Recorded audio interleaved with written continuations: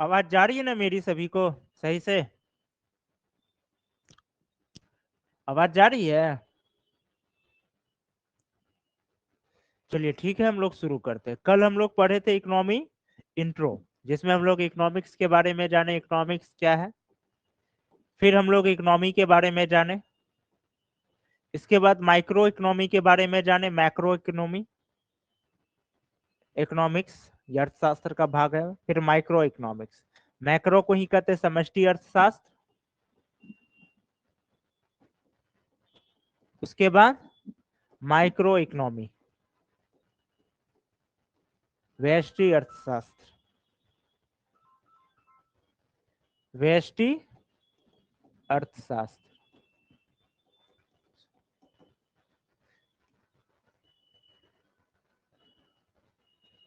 समष्टि अर्थशास्त्र, व्यष्टि अर्थशास्त्र, इसके बारे में जाने। इसके बाद हम लोग economics growth, economy growth, economical growth यानी आर्थिक संवृद्धि, and economical development, economical development, आर्थिक विकास, आर्थिक संवृद्धि और आर्थिक विकास में अंतर जाने। ये सब कल हम लोग सीखे।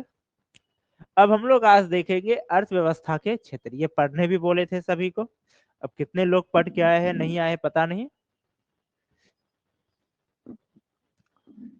अब वो देखेंगे आगे कितने पढ़े हैं।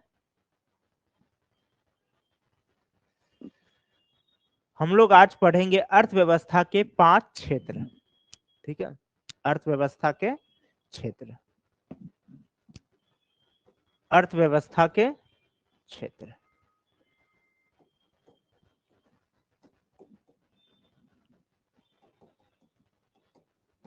Sector of economy.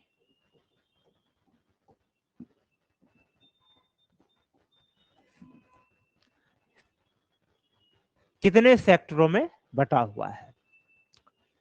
कल भी बताए थे कि पुराने जो आप अगर अर्थव्यवस्था का अध्ययन करें, अगर आपको लोगों के पास पुराने बुक है या नोट्स है, तो उसमें 3 सेक्टर आप लोगों को देखने मिलेंगे। कौन कौन सा? प्राथमिक,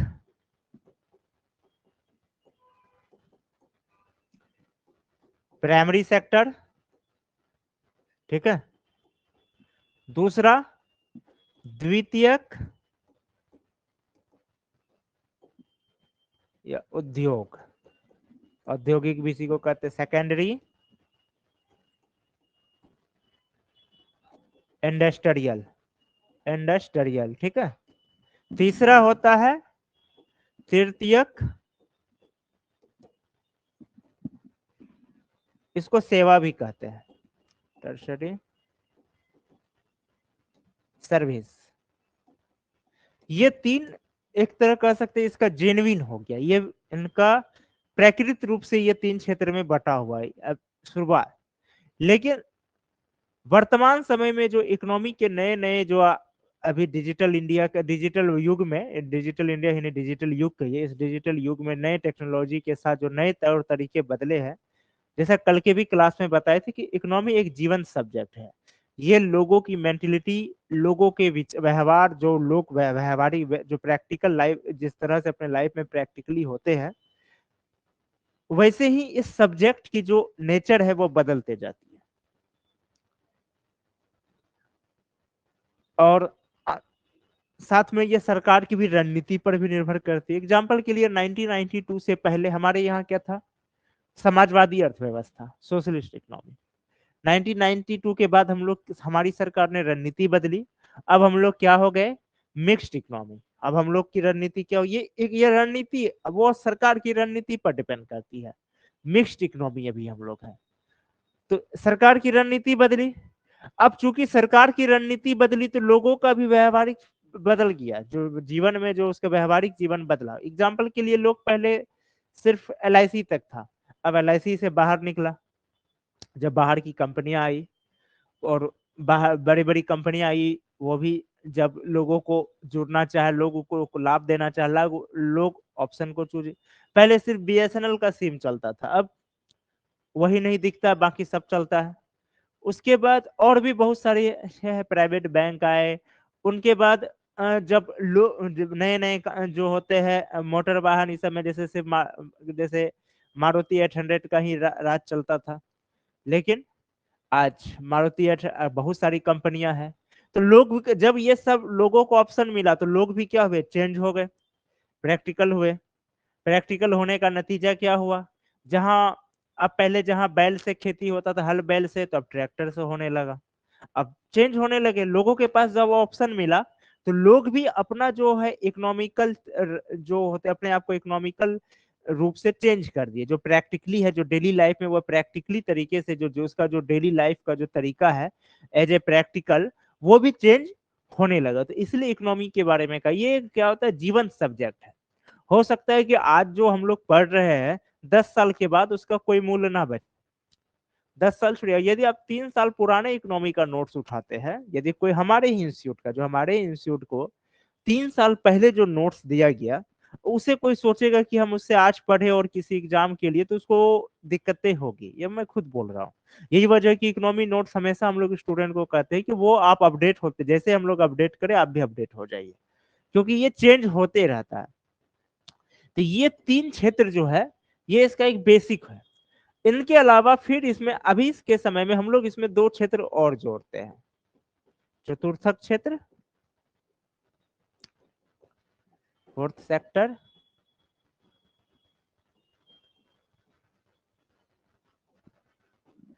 पंचम क्षेत्र, फिफ्थ सेक्टर।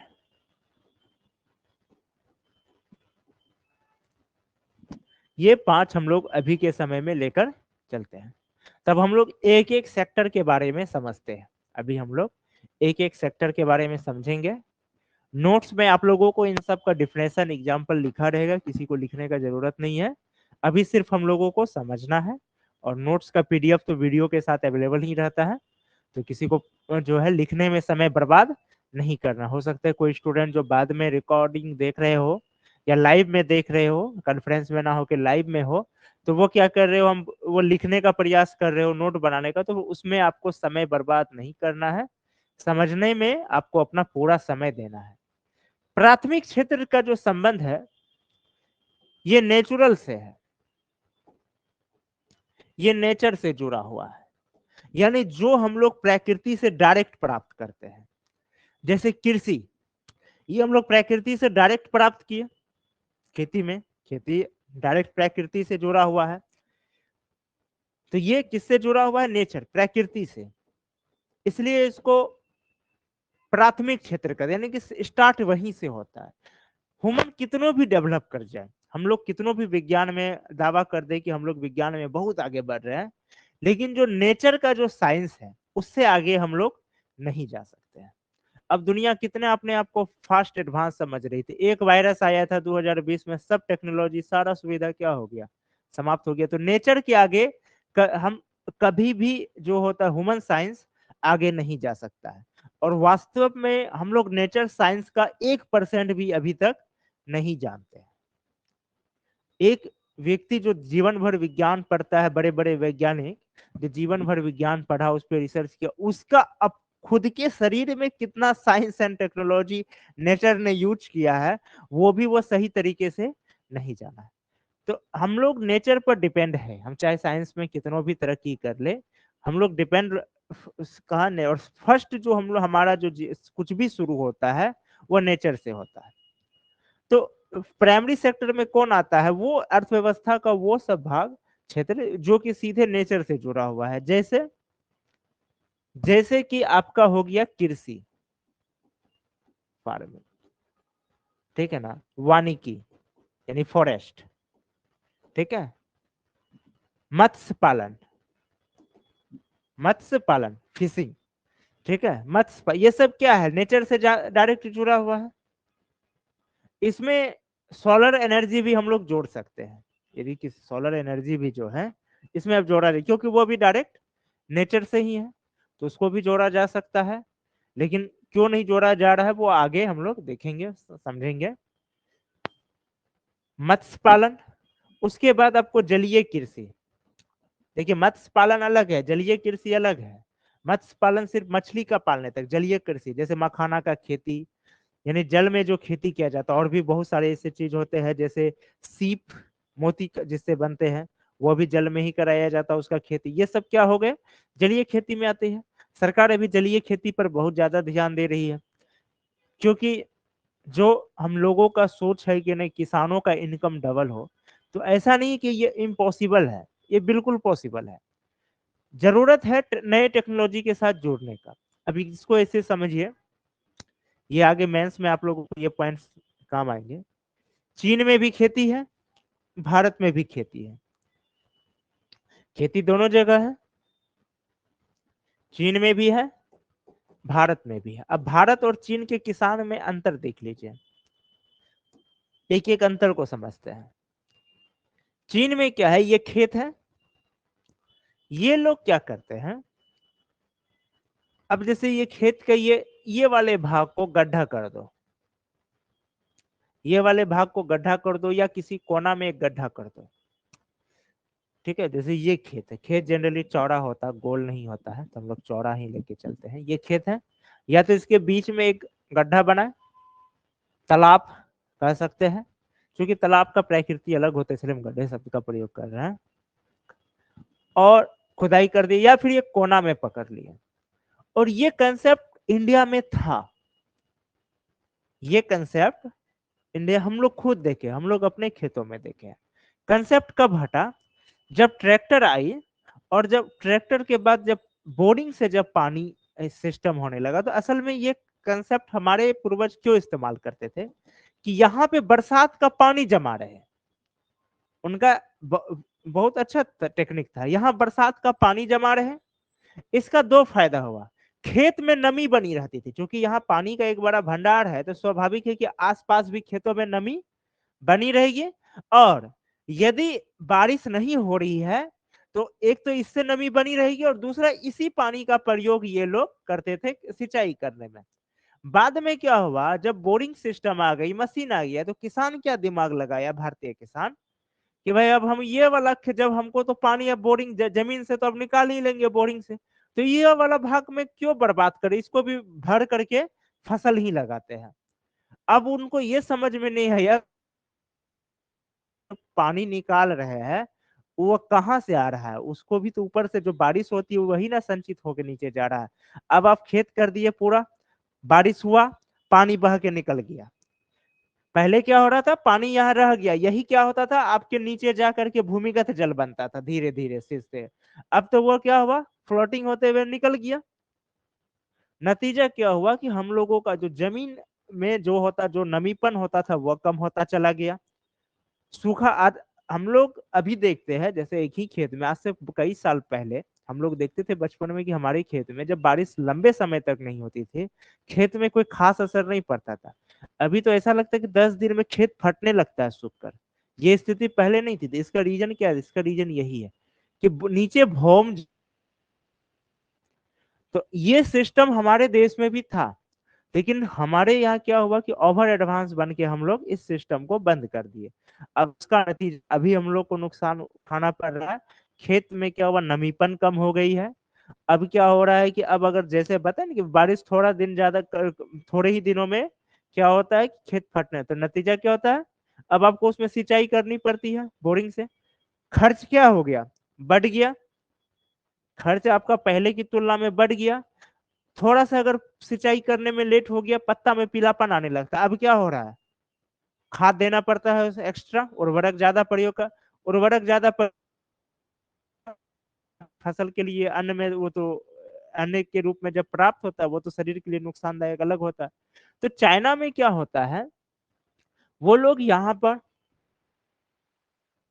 इसी तरह से गड्ढा खोदे, पानी जमा हुआ। अब उसका तीन फायदा, इसमें क्या करते हैं वो लोग, मछली पालन करते हैं। चारों तरफ से फसल लगा दिया, इस वाले भाग में वो लोग मछली पालन करते हैं। यदि फसल बर्बाद भी हो गया, सपोज करें सूखा से, बाढ़ से अगर फसल बर्बाद हो गया, नहीं हुआ, डबल इनकम हो गया। क्योंकि यहाँ जैसा भी बताया कि नमीपन बना रहता है, और जब बाढ़ आती है अगर बाढ़ आ रही है, जैसे एक कमरा है, अब इसमें आप हा दीजिए तो क्या होगा, कम पानी चारों तरफ फैलेगा। लेकिन इसी कमरा में आप क्या कीजिए, 5 फीट गड एक किसी कोना में गहरा गड्ढा खोद दीजिए, तो सारा पानी बहते हुए क्या होगा, लास्ट में इसमें गिर जाएगा। तो थोड़ी देर बाद पता चला कमरा में जरा भी पानी नहीं बचा। तो बाढ़ आया तो जो एक्स्ट्रा पानी हुआ वो क्या हुआ कि इसमें चला गया, तो बाढ़ से कम नुकसान हुआ फसल को। नतीजा इसका ये हुआ कि चाइना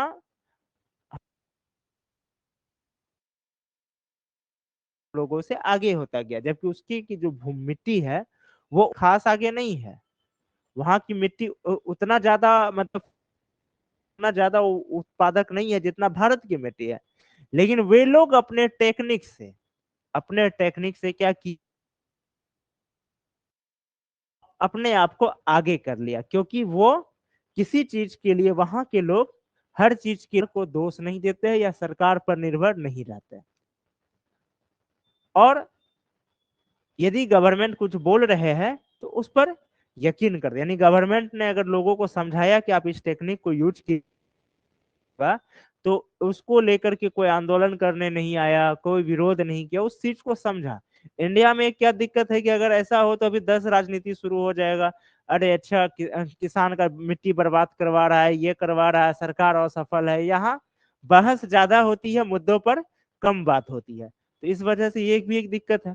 तो यही है प्राइमरी सेक्टर, नेचुरल रिसोर्स, तो जलीय कृषि। ये जो है ये पॉइंट इसलिए समझाएगी, जैसे अभी ये क्वेश्चन बार बार मेंस में आते हैं।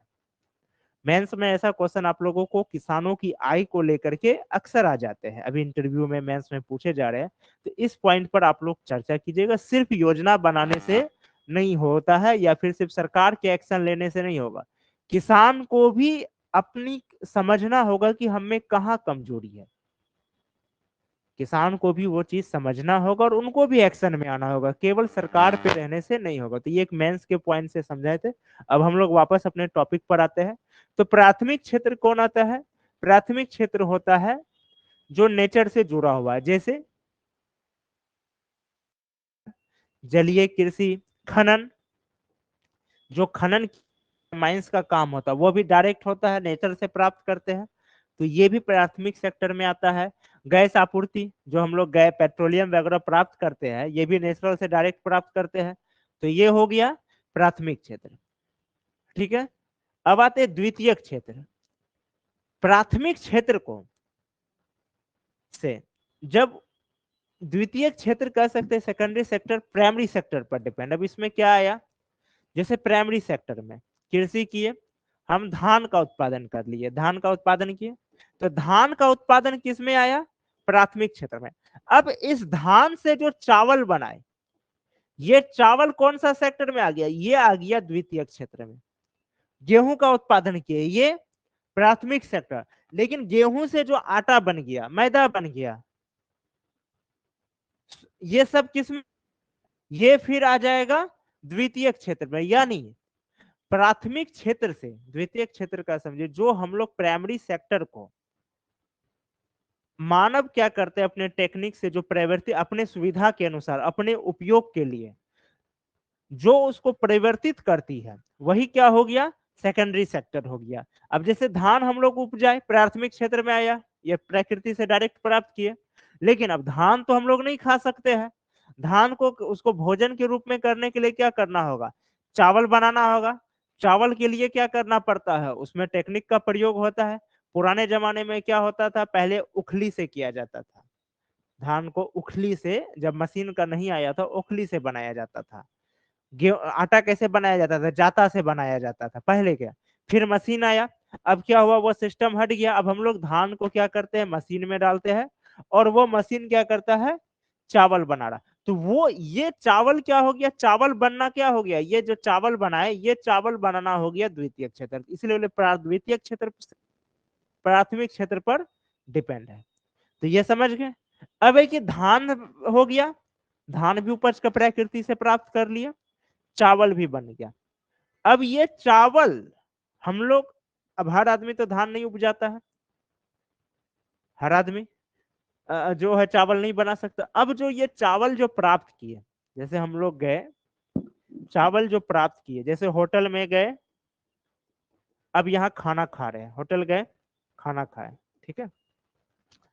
तो धान प्राथमिक क्षेत्र में आया, चावल बना, ये द्वितीय क्षेत्र में आया।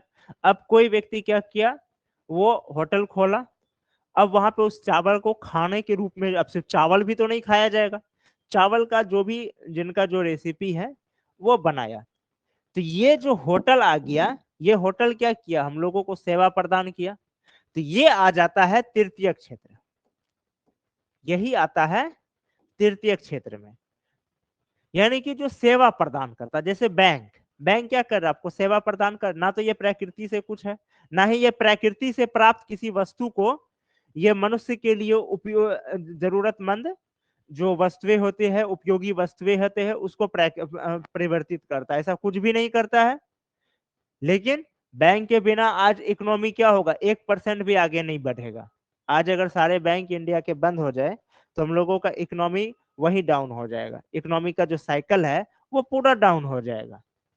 आज व्यक्ति 500 किलोमीटर दूर में सामान मंगवा लेता है, या कोई व्यक्ति घर में बैठ करके फ्लिपकार्ट से, अमेजन से, किसी से भी वह सामान मंगा लेता है, किसे, आप बैंक अकाउंट से ही ना।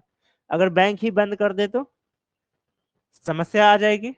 तो ये सब क्या है, ये ना तो नेचुरल रिसोर्स आपको दे रहा है बैंक, ना ही नेचुरल रिसोर्स से जो है कोई आपको आपके उपयोग का वस्तु बना के दे रहा है, लेकिन उसके बिना ये आपको, उसके बिना अर्थव्यवस्था जो है चलना मुश्किल है। तो ये क्या कर रहा है, ये आपको सेवा दे रहा है। तो इसी तरह बैंकिंग हो गया, होटल हो गया, मैनेजमेंट हो गया, ये सब क्या हो गया, ये सब आपका सेवा क्षेत्र में आता है, ये सब क्या सेवा दे रहे हैं, बैंक, होटल, यातायात, ट्रांसपोर्ट, ये सब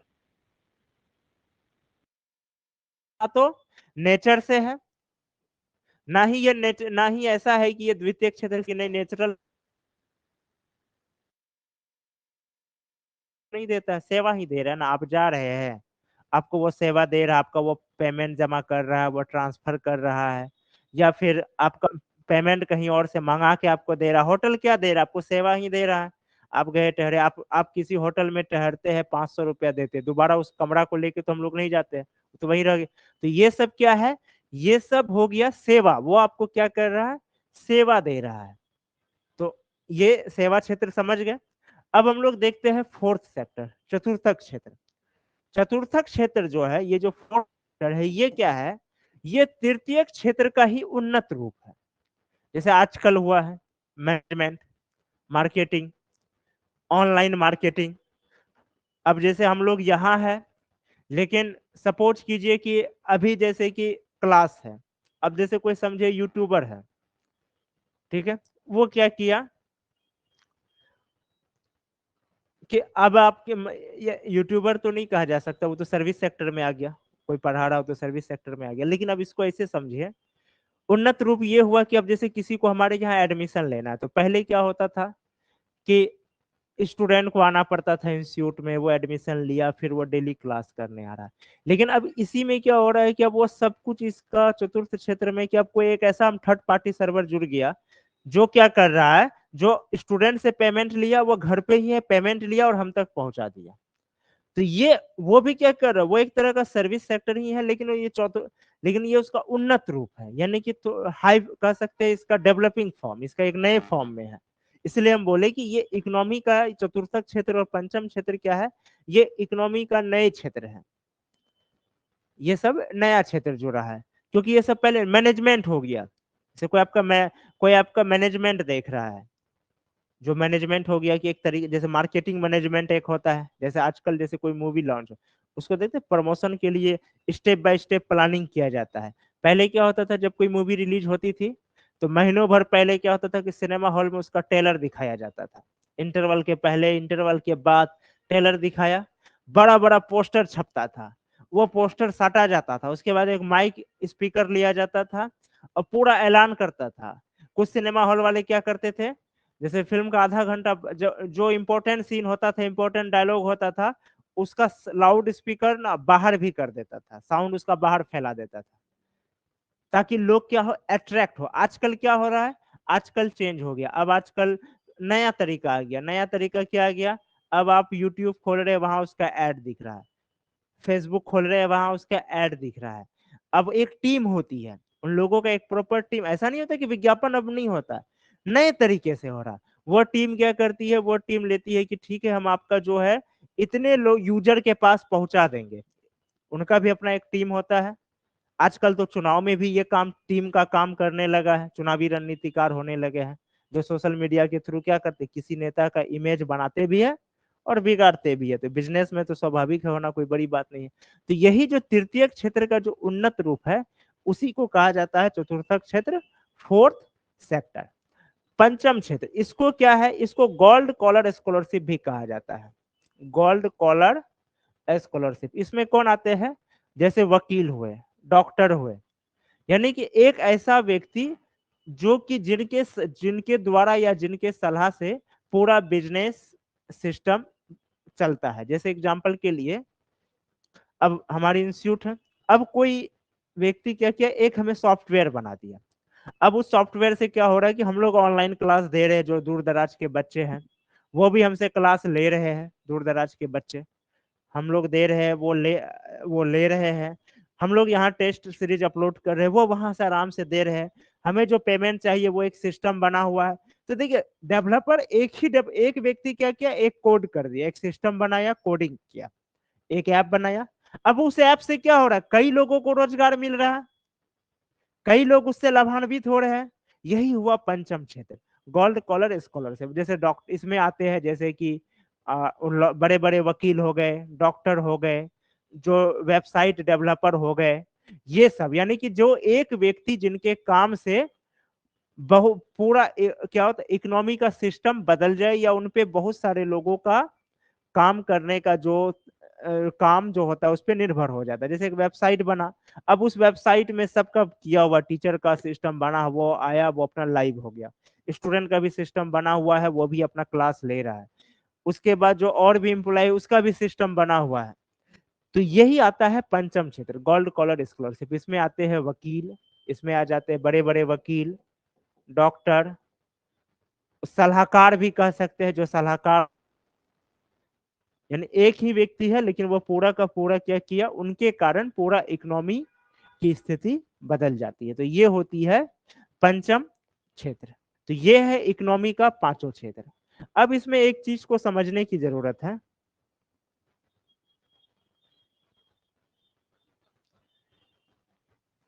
किसी भी देश का इकोनॉमी, किसी भी देश का इकोनॉमी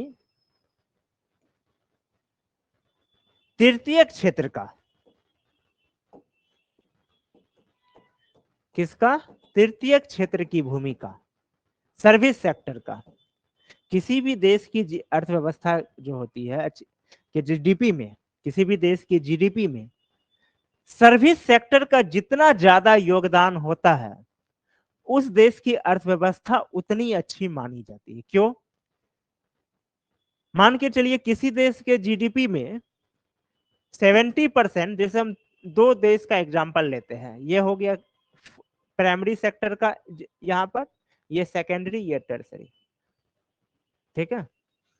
मान के चलिए कोई देश है, उसका नाम है ए, हम किसी देश का नाम ना लें, और उस देश का जीडीपी में प्राइमरी सेक्टर का योगदान है 70%, सेकेंडरी का 25%, टर्सरी का जो हो गया 10%, किसी का है 50%, किसी का है, सॉरी ये 5% ही बचा ना, 10 बचा, 40%, इसका हो गया 10%, किसी का है ये है 30%, ये है 30%, ये है 40%, किसी का है मान के चलिए 20% है, ये भी 20% है, ये इस देश की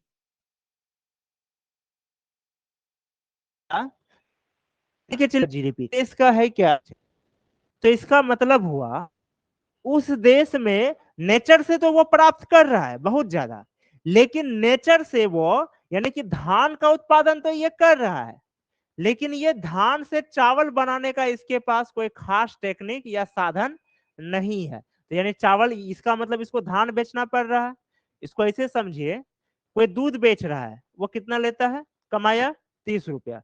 अब उसी दूध से जो चाय बनाता है, वो एक दूध से अगर 100 कप चाय बना रहा है या 50 कप चाय बना रहा है, अब उस 50 कप चाय को कितने में बेच रहा है? 300 रुपये में। इकोनॉमी का ग्रोथ बढ़ गया।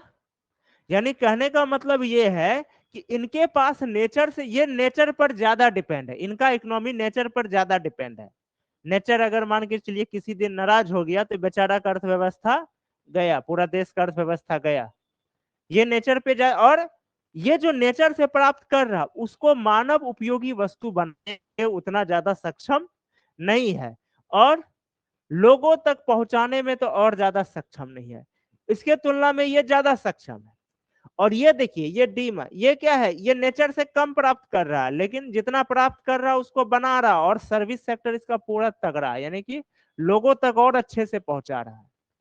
क्योंकि जब सर्विस सेक्टर आपका मजबूत होगा, जैसे आप समझिए, आपके पास एक समय था जब बैंक में ऑनलाइन सिस्टम नहीं था, लोगों को कितना परेशानी होती थी। लोग बैंक का यूज अच्छे से नहीं कर पाते थे। अब आजकल क्या है, सब कुछ ऑनलाइन हो गया, लोग बैंकिंग से ज्यादा जुड़ गए। इसका नतीजा क्या है, किसी को कहीं से कुछ मंगाना है, मंगवा लिया। अब घर में किसी को फ्लिपकार्ट से कुछ मंगवाना है, बैंक, आप फ्लिपकार्ट को कैसे पे करते हैं? बैंक के माध्यम से। आप बैंक के माध्यम से कर दिए, तो इसका एक फायदा हो रहा है। बैंकिंग सर्विस सेक्टर बढ़ा तो इकोनॉमी, यानी कि सेकेंडरी सेक्टर का डिमांड अपने आप बढ़ गया जब सर्विस सेक्टर बढ़ा। और जब सेकेंडरी सेक्टर का डिमांड बढ़ेगा तो प्राइमरी सेक्टर का भी स्वाभाविक बढ़ेगा। अगर चावल का डिमांड बढ़ेगा, अगर आप चावल अधिक से अधिक तक लोगों तक पहुंचा रहे हैं, तो आपको चावल बनाने वाले को प्रोत्साहन मिलेगा। अब जब चावल बनाने वाले को प्रोत्साहन मिलेगा, तो जो धान का उपज कर रहा है उसको भी प्रोत्साहन मिलेगा। यही वजह है कि किसी भी देश के अर्थव्यवस्था के जीडीपी में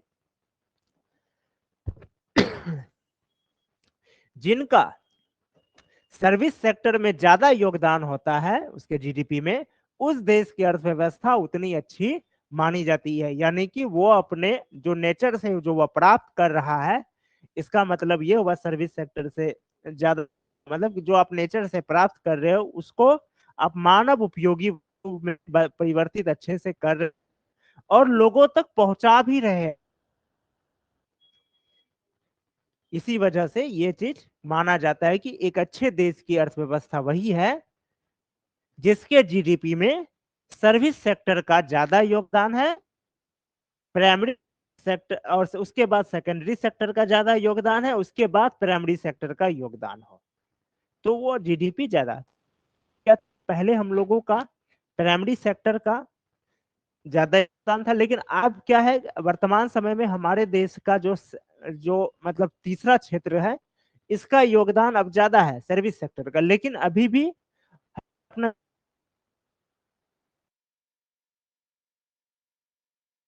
के लिए जितना है अभी इससे और ज्यादा बनना बनना होगा, इसी देश तक पहुंच पाए। तो ये था अर्थव्यवस्था का क्षेत्र, ये हम लोग समझ चुके हैं। अब कल के क्लास में हम लोग पढ़ेंगे अर्थव्यवस्था, अलग अलग तरीके से जो अर्थव्यवस्था के प्रकार होते हैं अलग अलग आधार पर, जैसे राष्ट्र निर्माण के आधार पर, योजना निर्माण के आधार पर, अलग अलग आधार पर अर्थव्यवस्था के अलग अलग प्रकार होते हैं। कल के क्लास में हम लोग अर्थव्यवस्था के प्रकार पढ़ेंगे। ठीक है, किसी का कोई क्वेश्चन?